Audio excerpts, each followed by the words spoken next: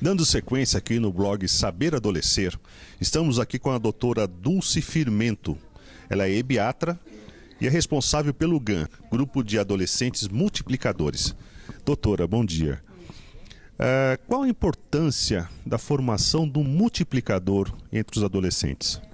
Então, inicialmente falar que o GAM é uma organização da sociedade civil que trabalha com adolescentes, jovens e educadores na formação de agentes multiplicadores, de jovens multiplicadores para possível redução de vulnerabilidades nessa faixa etária. E a importância desse trabalho, ele existe há 7 anos e nós formamos multiplicadores nas escolas para quê? Para que esses jovens, através de uma reflexão do que eles vivem, do que eles sentem, do que eles pensam, eles possam se cuidar para que eles possam evitar esses riscos e agravos que têm a sua própria saúde, a seu próprio bem-estar, que muitas vezes é prejudicado pela falta de orientação ou de entendimento dos riscos que eles vivem nessa faixa etária adolescente. Então, o GAM trabalha nesse sentido de que o protagonismo juvenil possa ser um fator de proteção para reduzir suas vulnerabilidades. A senhora acha que há um maior grau de confiabilidade de um adolescente para outro adolescente do que do adolescente para a mãe ou para o pai? Existe entre os jovens mesmo, quando eles se comunicam entre si, existe um vínculo, porque eles são iguais, existe uma proximidade, existe uma relação de muita confiança. Porque eles entre si sabem o que os adolescentes sentem e vice-versa. Os educadores adolescentes passam a ser referências, por quê? Porque agora eles já estão no nível de, vamos dizer assim, de ser um multiplicador, adolescente, e quando ele fala com o outro é muito igual, é muito próximo, entendeu? É diferente, na verdade, do adulto falando. É como se eles se encontrassem no pensamento daquele outro que está os formando. Então, assim, essa vivência tem sido muito gratificante, investir no protagonismo juvenil e fazer com que isso seja de verdade uma ferramenta que ajude os adolescentes a se cuidar e a se protegerem desses riscos que são tamanhos na nossa sociedade. A senhora acha que a mídia, como um todo, com as influências negativas que elas têm sobre os adolescentes hoje, você acha que isso realmente influencia no comportamento deles? Com certeza, bastante, né? A mídia tem um papel fundamental e deveria ser para o bem, vamos dizer assim. Essa mídia devia usar esses instrumentos tamanhos para que fortalecesse esses jovens para boas ações, para situações que reduzissem os seus riscos e suas vulnerabilidades, mas muitas vezes isso o que atinge muitas vezes é o lado negativo dessa mídia, e isso é muito ruim porque muitas vezes eles querem seguir coisas e acompanhar estímulos que muitas vezes eles se perdem nesses estímulos e aí acabam entrando, como dizemos, né, na linha do mal, muitas vezes da violência, muitas vezes de outros riscos que são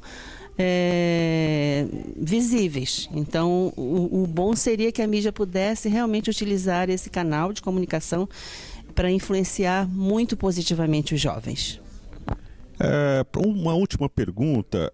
Qual conselho que a senhora daria para aquela mãe, para aquele pai que quer se aproximar do filho, mas tem uma dificuldade, tem um bloqueio entre a comunicação para poder estar passando as informações pertinentes aos problemas dos adolescentes, né? Gravidez, drogas, enfim. Qual o conselho que a senhora daria? Então, eu sou mãe também, sou mãe de adolescentes e jovens, e a gente não tem uma receita para ser mãe nem para ser pai, mas nós sempre dizemos, eu quando discuto com os pais, quando eu faço reflexões com os pais e me sinto parte deles, eu digo que o mais importante de tudo é você já desde a criança. A criança ela precisa ser tratada com respeito, com dignidade, com valor, como um ser em desenvolvimento. Então, se desde a infância você tem o hábito e a frequência de conversar abertamente com as crianças, responder o que elas querem dentro daquilo que elas entendem. E quando chega na adolescência, isso fica muito natural. Então, se eu começo desde bebezinho a me relacionar com o meu bebê, com o meu filho, de uma forma respeitosa e educativa, eu vou na adolescência ter isso muito mais tranquilo e vou poder conversar com esses jovens e com esses adolescentes de uma forma muito tranquila sobre sexualidade, sobre prevenção à droga, sobre a questão da violência, como que eles se cuidam para se resguardar desses riscos.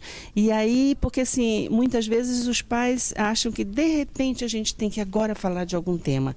E não, se eu tenho isso aberto desde cedo, né, quando eles estão se formando mesmo na infância, quando eu chego na adolescência, tem dificuldades, porque eles trazem questões muitas vezes que a gente muitas vezes não domina, e é diferente, vai mudando, né, as faixas etárias vão mudando, mas se eu tenho essa abertura, o diálogo vai ser muito mais franco, aberto, respeitoso e tratando como um ser em desenvolvimento. Então, eu acho que os filhos têm que ter limites, sim, e desde a infância também a gente tem que ir colocando essas necessidades para o próprio filho. Então, se não pode, não pode, explicar por que não pode, e se pode, porque pode. Então, o limite ele faz parte do desenvolvimento da criança, e quando chega na adolescência eu consigo firmar isso porque o limite é necessário, e o limite sem violência, né? Quer dizer, limite não quer dizer violência, não quer dizer palmada, não quer dizer palavrões, né? Limite quer dizer orientar, puxar, conversar com o filho o porquê aquilo pode e aquilo não pode.